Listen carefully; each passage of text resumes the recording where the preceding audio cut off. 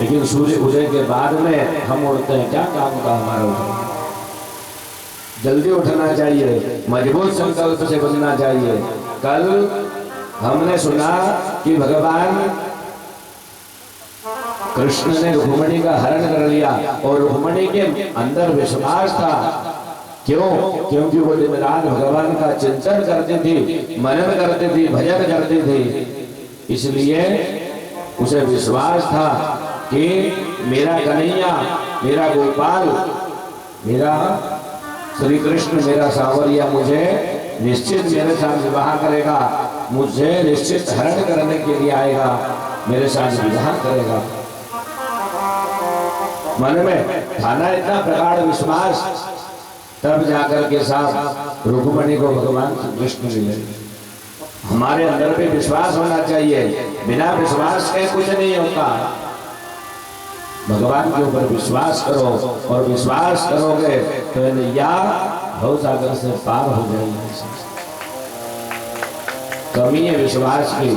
श्रद्धा तो खूब करते हैं हम, श्रद्धा तो खूब भरी हमारे मन में। मंदिर में जाएंगे, जल भी चढ़ाएंगे, पूजा भी करेंगे, आरती भी करेंगे, लेकिन कमी है विश्वास की। मंदिर में भी जाएंगे ना तो भगवान को पागल बनाएंगे और कहीं ध्यान रखें कहीं जूते चप्पल नहीं घम जाए हमारे। आधा ध्यान तो जूते चप्पल में रहता है, न जाने कौन जूते चप्पल उठाने जाए। और भगवान की ओर देखकर के क्या कहते हैं? भगवान से कहते हैं त्वमेव माता, और फिर जूते चप्पल की ओर उधर देखेंगे, पिता त्वमेव। बोले पिताजी, माताजी है तो पिताजी हो।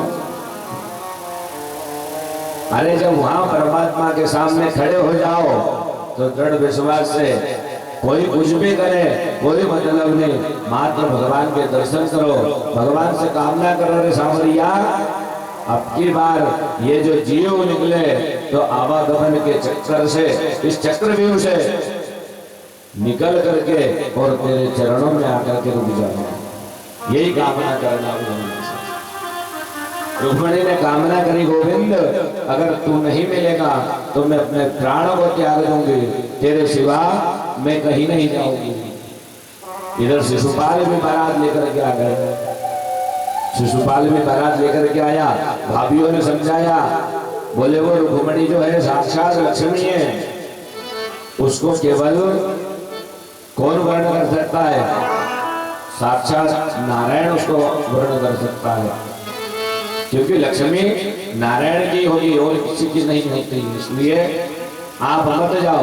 खूब समझाया, बोले भैया कुंदनपुर मत जाओ। देवर जी भाभीियों ने तिलक नहीं लगाया तो क्या करा, स्वयं ने तिलक लगा लिया और आगे गए तो क्या हुआ, क्या देखा? जाने लगे तो क्या हुआ, आगे गए तो बिना तिलक का बामन देखा, ऊना गढ़ा पणियारी सा। बिना तिलक के ब्राह्मण देवता मिल गए और उल्टे घड़े पनियारी पानी लेने जा रहे हैं। बोले काम बिगड़ जाएगा। फिर समझाया, नहीं माना। गया तो अपनी लाज गवा करके आना पड़ा। नहीं मिली ना रुक्मिणी, और भगवान ने रुक्मिणी को लेकर के गए और बड़े विधान से इधर रुक्मिणी पीछे गया। रुक्मिणी ने कहा, मैं हे कन्हैया तुझे समाप्त कर दूंगा। युद्ध करने लगे और भगवान ने रुक्मिणी को मारने लगे, रुक्मिणी के बड़े भाई को। इतने में बलराम जी आ गए। बलराम जी ने कहा, अरे लल्ला तू इतना बड़ा होया लेकिन तुझे रिश्तेदारी निभाना नहीं आती है, ये तेरा साला है। तब हाथ जोड़ करके मेरे भगवान ने कहा, मैं क्या करूं, ये मुझे मारने के लिए आया। रुक्मिणी ने हाथ जोड़ा और कहा, ये मेरे भाई है। तब रुक्मिणी जो था वहां से चला गया। इधर भगवान आए अपने धाम पर। बड़े विधि विधान से भगवान का पानी ग्रहण संस्कार हुआ। तो पहला विवाह भगवान का रुक्मिणी से हुआ, दूसरा विवाह भगवान का सत्यभामा से हुआ, जाम्बवती से हुआ दूसरा विवाह। बोले ये तो ऋक्षराज जाम्बवान की बेटी है ना भगवान, ये तो रीछ है, इससे किसे विवाह हो गया, कैसे हो गया हमें बताए। तब सुखदेव मुनि वर्णन कर रहे, बोले राजा, एक बार इनके राज्य में सत्राजित नाम का एक व्यक्ति आया, सत्राजित नाम का राजा आया। उसने एक भगवान सूर्य से मणि प्राप्त कर ली थी और वह जो मणि थी नित्य 8 भार सोना देती थी। एक दिन मजाक में मेरे गोविंद ने कह दिया, बोले राजा आप कितने जने हो अपने घर में? उन्होंने कहा, बोले भैया मैं हूँ, मेरा एक भाई है, मेरी पत्नी है और एक मेरी बेटी है। सच्चे बात है, कुल हम 3.5 जने हैं। बोले ये जो मणि है वो नित्य 8 बार सोना देती है, इसको क्या करोगे? हमारे खजाने में जमा कर दो। तो सत्राजित ने मना कर दिया। बोले नहीं गोविंद, मैंने बड़ी तपस्या करी भगवान सूर्य की, फिर भगवान सूर्य से मैंने ये ली है। मना कर दिया, लेकिन भगवान तो मजाक कर रहे थे। सत्राजित जब वहां से चला गए तो घर गए। घर जाने के बाद में एक दिन उनके जो छोटे भाई थे प्रसेन, उन्होंने उस मणि को जो था अपने गले में धारण करके और आखेट खेलने, शिकार करने के लिए वन में चले गए। और जब वन में गए ना तो क्या हुआ, एक शेर ने प्रसेन को मार दिया और वो मणि लेकर के चला गया। इधर सत्राजित ने विचार किया, प्रसेन आया नहीं, क्या बात है। 1 दिन बीत गया, 2 दिन बीत गया, 3 दिन बीत गए। विचार करने लगा मन में कि हो ना हो, ये कन्हैया जो है ना, कन्हैया ने मुझसे कहा था कि ये मणि मुझे दे दे। मैंने कन्हैया को मणि नहीं दी, इसलिए मुझे लगता है मन में ऐसा विचार किया कि प्रसेन को कन्हैया ने समाप्त कर दिया है और वो मणि छुड़ा ली है। अब मन में इस प्रकार का विचार कर रहा था, पत्नी आ गई। अजी क्या विचार कर रहे हो, क्या हो गया? बोले देखो देवी, प्रसेन नहीं आया है और मुझे लगता है कि कन्हैया ने मुझसे यह मणि मांगी थी और ये मणि मैंने जब उसे नहीं दी तो मुझे ऐसा लगता है, ये नहीं कहा कि मुझे विश्वास है, मुझे लगता है, शंका जताई कि कन्हैया ने कहीं प्रसेन को मार दिया होगा और वह मणि ग्रहण कर ली। बोले हो सकता है। और ये बात कहती ऊपर से, बोले देखो मैंने तुमसे कहा है तुम किसी से बोलना मत। अब देखो देवियों को कोई बात अगर मालूम पड़ जाए तो मन में ठहर नहीं सकती। क्यों? क्योंकि मन में पेट में उफाना बार बार। बोले ये बात किससे कहूँ, किससे कहूँ, किससे कहूँ। अब वो जो थी गांव में चली गई, सत्राजित की जो पत्नी थी गांव में गई तो एक बहन ने पूछा पड़ोसन में, बोले देवी बहन क्या बात है, तुम बड़ी चिंतित दिख रही हो। बोले नहीं नहीं कुछ कोई बात नहीं। बोले नहीं नहीं, तुम्हारे चेहरे से मुझे स्पष्ट पता चल रहा है कि कोई ना कोई बात है, तुम छुपा रही हो, क्या बात है? देखो बहन, किसी से कहना मत हो। जब माताएं बात करती है ना तो ये सबसे पहले बोलती है। बोले देखो मैं तुमसे बोल तो दूं, लेकिन तुम किसी से बोलना मत। क्यों? क्योंकि ये युधिष्ठिर का श्राप है माताओं को। एक बार जब कौरव सब समाप्त हो गए तो युधिष्ठिर महाराज जो है सभी अपने पितरों का तर्पण पिंड दान कर रहे थे। उस समय माता कुंती आई और कुंती ने कहा, बोले युधिष्ठिर अरे कर्ण के नाम से भी तुम पिंड दान कर देना। युधिष्ठिर ने कहा, बोले मैया वो हमारी जाति का नहीं, गोत्र का नहीं, बिरादरी का नहीं, हम उसके लिए कैसे तर्पण कर दें, कैसे पिंड दान कर दें। तब माता ने बताया, बोले ये जो कर्ण है ना भैया, ये तुम्हारा बड़ा भाई था।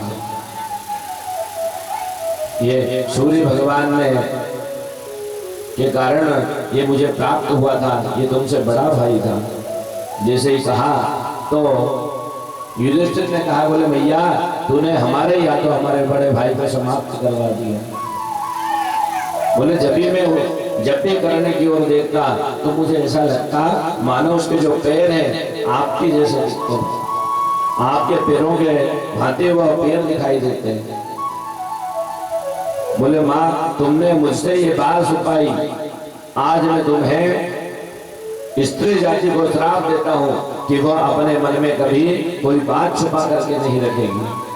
तो जब से देवियों को श्राप लगा है और ये जो माताएं होती है ना, वह कोई गहन बात जो होती है वो अपने पेट में छिपा करके नहीं रख सकती, किसी न किसी से तो कहेगी।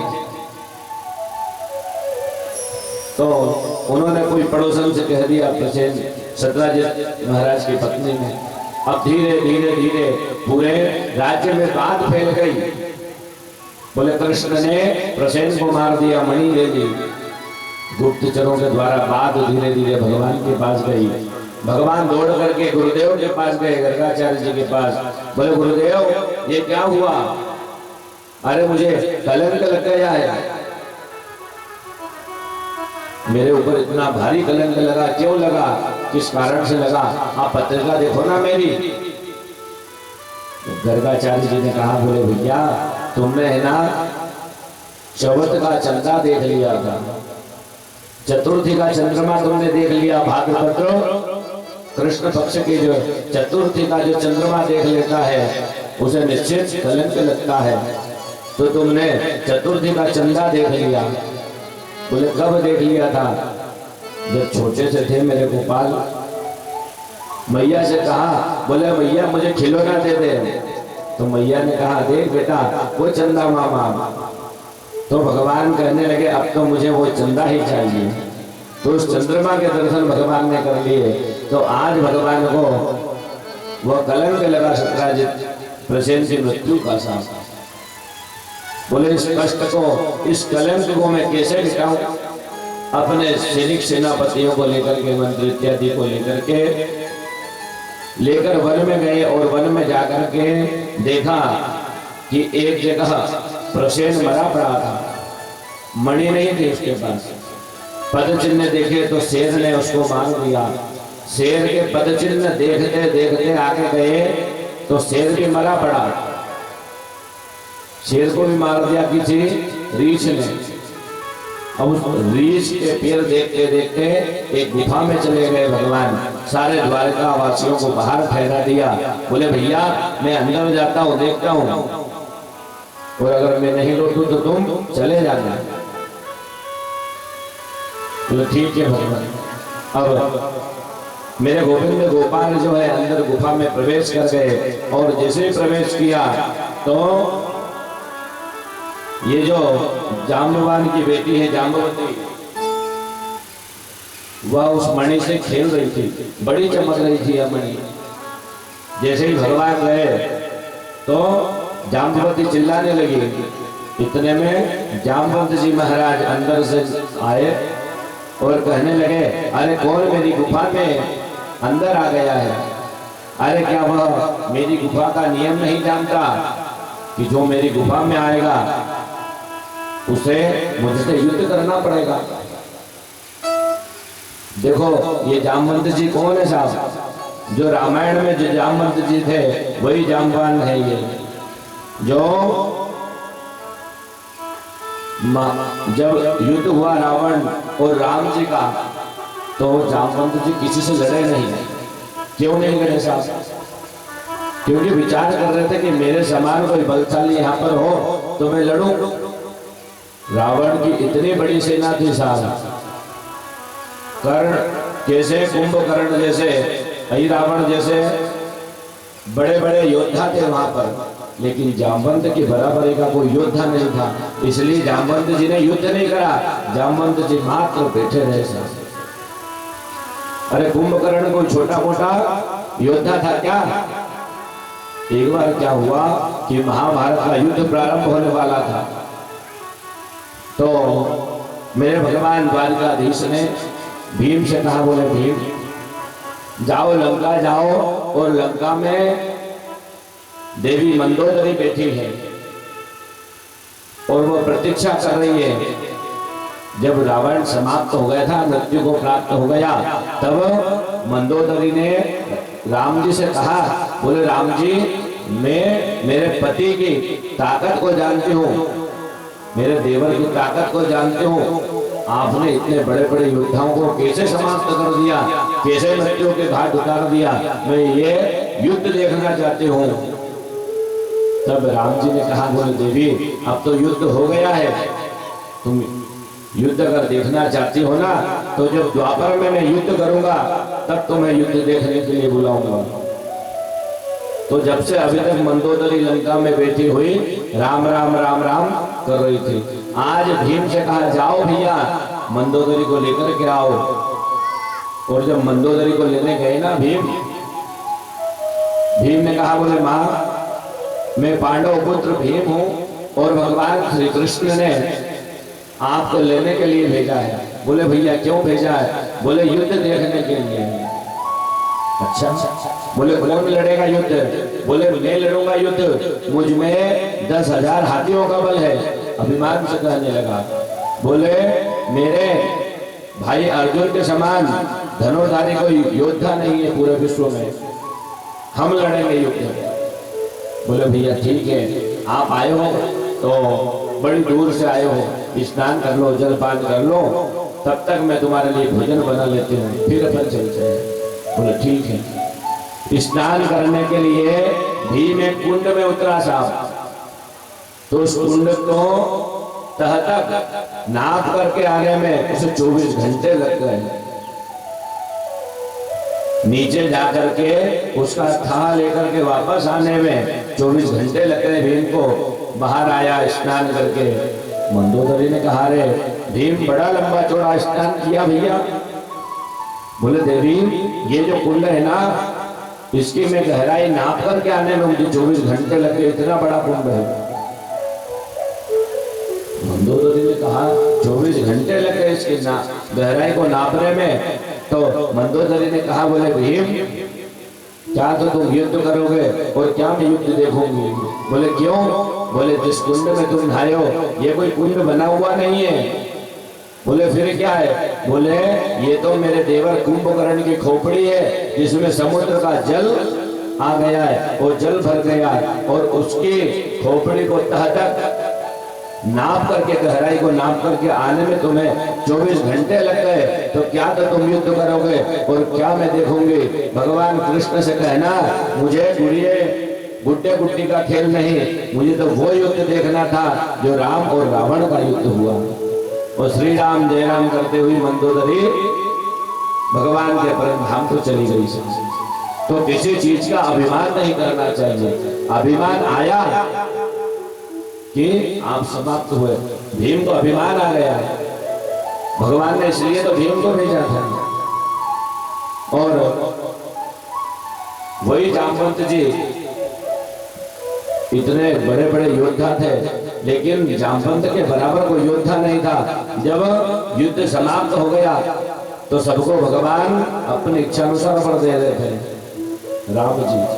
तब जामवंत जी के मन में आया, बोले मेरे बराबर का कोई योद्धा नहीं मिला, मैं ही भगवान को दो हाथ कर लूं।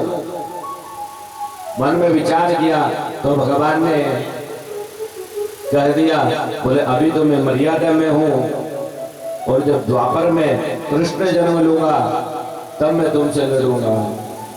बोले जो इच्छा करहूं मन माही, हरि प्रसाद कछु दुर्लभ बनाई। मन में इच्छा कर ली, मैं भगवान से लड़ना चाहता हूँ, तो भगवान ने उसकी वो इच्छा भी आज पूरी करी।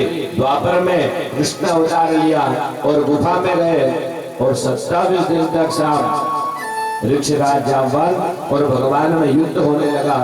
और 27वें दिन जब जामवंत की नस नस ढीली हो गई, जामवंत कहने लगा, रे तू है कौन? अरे मेरी बराबरी का योद्धा तो रावण की सेना में भी नहीं था, तू कहां से ऐसा योद्धा पैदा हो गया? तो भगवान जैसे ही मुस्कुराए, और भगवान जैसे ही मुस्कुराए ना, तो जामवंत समझ गया, हाथ जोड़ कर खड़ा हो गया। बोले गोपाल, मेरे श्री राम जी आप? बोले हे प्रभु, हे करुणा निधान, मैंने 27 दिन तक आपके ऊपर लातों का घूसों का प्रहार किया। अरे मैंने एक इच्छा करी थी आपसे लड़ने की, वो भी आपने पूरी कर दी। करुणा निधान, हे परमात्मा मुझे क्षमा करना, माफ कर देना। और भगवान को अपनी जो बेटी थी जाम्बवती, भगवान के साथ में उसका विवाह कर दिया और जो मणि थी वो मणि भगवान को दे दी। और भगवान जब तो दूसरा विवाह भगवान जब द्वारिका आए तो जाम्बवती से विवाह किया। तीसरा विवाह सत्यभामा से हुआ। सत्राजित की जो पुत्री थी सत्यभामा, उसने विचार किया कि मैं कैसे इस कलंक को धोऊं, मैंने भगवान के ऊपर आरोप लगाया है। तो अपनी पुत्री का कन्यादान पाणी ग्रहण संस्कार भगवान के साथ में कर दिया और जो मणि थी वो मणि भगवान को दहेज के रूप में दे दी। भगवान ने कहा भैया ये मणि मुझे स्वीकार नहीं, तेरी बेटी स्वीकार है, लेकिन जिस चीज में एक बार झगड़ा हो जाता है उस चीज को मैं ग्रहण नहीं करता हूँ। भगवान ने उस मणि को नहीं लिया और इस प्रकार भगवान का तीसरा विवाह हुआ। चौथा विवाह भगवान का कालिंदी से, यमुना महारानी से हुआ। पांचवा मित्र वृंदा से और छठा विवाह नागमजीती से हुआ। सातवां विवाह भद्रा से हुआ और आठवां विवाह भगवान का लक्ष्मणा से हुआ। इस प्रकार भगवान के 8 विवाह हो गए। ये 8 पटरानियां हैं और भगवान के 16,100 विवाह इस प्रकार से हुए कि भौमासुर के यहाँ पर भौमासुर ने प्रण किया था कि जब 21,000 राजकुमारियां हो जाएगी तब उनके साथ में एक साथ विवाह करूंगा। तो 16,100 राजकुमारियों को उसने बंदी बना करके रखा था। तब उन्होंने 16,100 कन्याओं ने भगवान को पत्र लिखा, भगवान से कहा है गोविंद हमें यहाँ से छुड़ाओ। तब मेरे गोविंद से प्रार्थना करने लगी। नारद जी के द्वारा संदेशा भेजा गया। नारद जी ने जाकर के कहा और फिर नारद जी ने वापस संदेशा दिया, चिंता मत करो मेरे गोविंद, तुम्हें छुड़ाने के लिए आएंगे।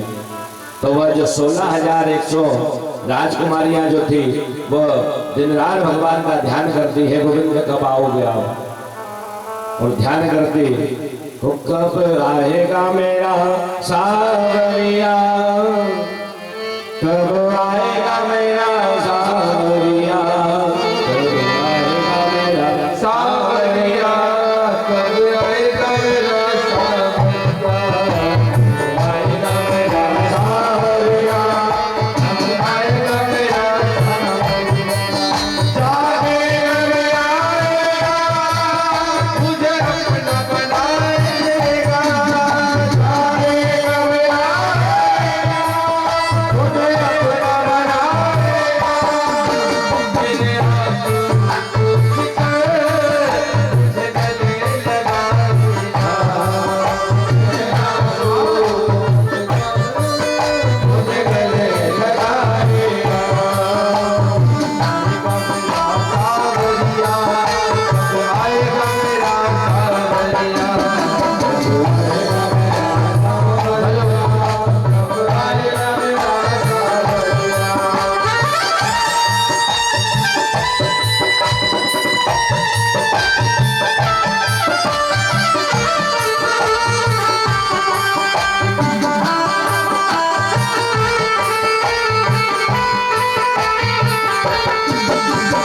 ओ तक गए मेरे रसता निहार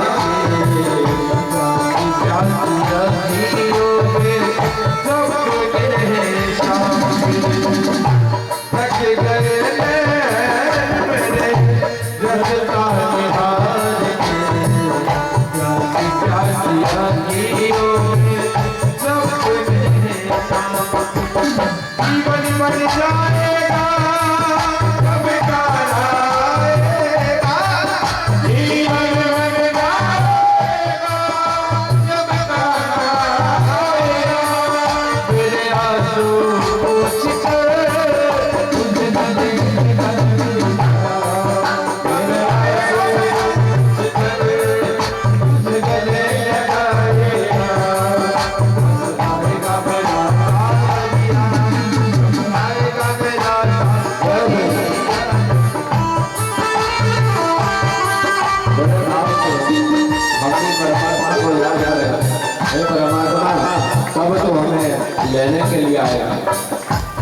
कब हम तेरे साथ चलेंगे।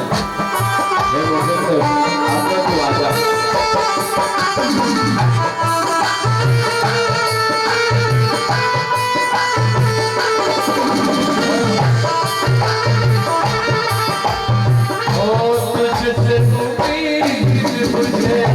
तेरा ही सहारा है, तेरा ही सहारा है, तेरा ही सहारा है, तुझसे मुझे तेरा ही सहारा है, तेरा ही सहारा मुझे, तेरा ही सहारा।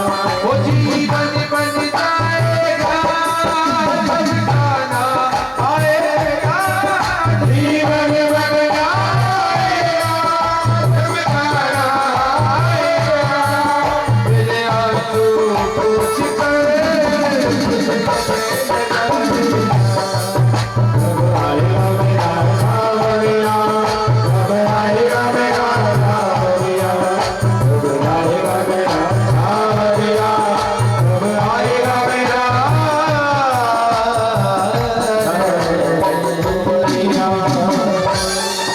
तो जो 16,100 राजकुमारियां थी दिन रात भर उनसे प्रार्थना करती और गोविंद जल्दी आओ, थक गए नैन मेरे रास्ता निहारे। बोले कब से हम रास्ता निहार रही हैं, कब आओगे गोविंद, कब हमें यहाँ से छुड़ाओगे। तब भगवान ने क्या करा, सत्यभामा को लेकर के और भौमासुर के यहाँ पर गए और भौमासुर को समाप्त करके 16,100 कन्याओं को मुक्त कराया। जब कन्याओं ने कहा, बोले गोपाल, कन्याओं से कहा मेरे गोविंद ने अपने अपने घर को जाओ। तब उन कन्याओं ने, राजकुमारियों ने भगवान से कहा, बोले गोपाल, हमें इस भौमासुर ने घर से हरण करके लेकर के आया है। अब हम अगर घर जाएं तो घर वाले हमें स्वीकार नहीं करेंगे, अगर विवाह करें तो ये समाज हमें स्वीकार नहीं करेगी। क्यों? क्योंकि जिसका एक बार हरण हो जाता है उसे कोई स्वीकार नहीं करता। हे गोपाल, अब तो हमारे पास दो ही रास्ते हैं, या तो हम मृत्यु को प्राप्त हो जाए या फिर किसी गलत रास्ते पर निकल चले। तो मेरे गोविंद ने 16,100 विवाह उन कन्याओं से, राजकुमारियों से एक साथ करें। इस प्रकार भगवान के 16,108 विवाह हो गए। बोले कृष्ण कन्हैया लाल की, द्वारिकाधीश की जय हो। बोले वृंदावन बिहारी लाल की जय हो। जय हो तो बोल दिया करो, ये तो हमारे बोले या नहीं बोले, आप लोग बोल दिया करो। आज तो 7वां दिन है, किनार पे आ गए ना। बोले वृंदावन बिहारी लाल की। हाँ तो आवाज निकलनी चाहिए। क्या दाल बाटी ज्यादा खा ली है, दाल बाटी भी खा ली तो फिर भी हमने मौका दे दिया सोने का। सो करके आए होंगे ना सभी, बड़े भाव से, प्रेम से। इस प्रकार भगवान के 16,108 विवाह हुए। इसी प्रकार भगवान ने अन्य लीला करते हुए राजा पुंडरक को समाप्त किया, जरासंध को समाप्त किया और पांडवों के द्वारा राजसूय यज्ञ संपन्न करवाया। नृप राजा थे, उन राजा को भगवान ने उनका उद्धार कर दिया। और आगे एक बार क्या हुआ कि देवकी वसुदेव ने भगवान से कहा, बोले लल्ला, हमारी ये इच्छा है कि कोई बड़ा भारी यज्ञ हो गए, सारे समाज के लोग उस यज्ञ में पधारे। माता पिता की इच्छा होती ना, जब बेटा बड़ा हो जाता है तो कहते हैं, बोले भैया हमने अभी तक ये काम नहीं करवाया, ये यज्ञ नहीं करवाया, ये पूजन पाठ नहीं करवाए, ये हमारी ये कबूलना है, उस कबूलना को पूरा करवा दो। तो माता पिता के कथन अनुसार भगवान ने यज्ञ करवाया। सारे ग्वाल वालों को मथुरा से भी बुलाया, सबको बुलाया। मैया यशोदा, नंद बाबा, सारी सखियां, सबको बुलाया भगवान ने। और जब सब आ गए ना तो आज 16,108 जो ये रानियां थी, ये भी मन में विचार कर रही थी, जिस राधा रानी को भगवान इतना प्रेम करते हैं, उससे हम मिलेंगे आज तक। काफी हमने आज तक देखा नहीं है राधा रानी है कैसे। तो कैंप लगाए गए, बड़ा सुंदर यज्ञ कराया गया, सारे ब्रजवासियों को बुलाया गया और